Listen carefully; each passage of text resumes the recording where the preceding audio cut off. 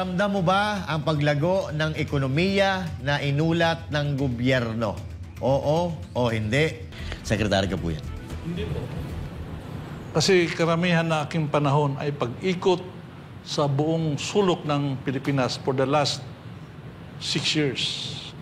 At ang nakikita ko ay ang malaking kakulangan sa serbisyo publiko. Kasi wala pong limitasyon ang paglilingkod sa bayan.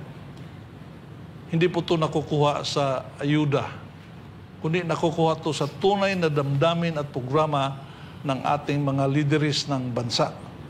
Ngayon pa lang, nakikita natin ang pag-aabuso. So, importante rito para bawat isa ay mawala yung pag-aabuso, baka makonsensya. Sabi ko nga, kung pwede lang may batas, lahat ng mga political leaders only spend 20% of their time in the office and 80% of their time ay nandun sila sa mga kanayunan, mga baryo, mga bahay-bahay. Sumali sila sa damdamin ng taong bayan para makikita nila na itong buhay nila na bilang politiko ay nakakahiya. Kasi kung ano yung kinakain ng mahirap na pamilya, yun din dapat ang kainin ng mga politiko.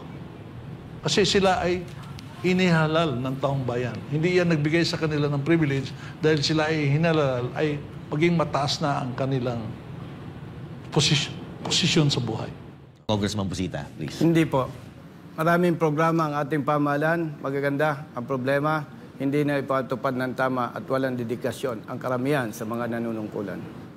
Doc Montemayor. Hindi po, no? Kasi, well, wag nating i-focus lang dito sa administrasyon na ito, no? Magsimula ng pinanganak ang Pilipinas, hindi pa naramdaman ng mahirap ang paglago ng ekonomiya natin, no?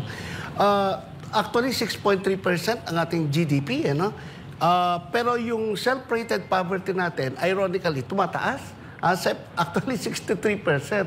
So, it is very ironic. Bagamat nararamdaman ng mga mayayaman, no, ang pag-unlad ng kanilang mga sarili, pero lalong naghihirap yung mga mahirap.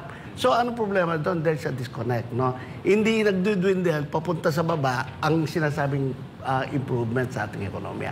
So, very unfortunate, no? Hindi po talaga.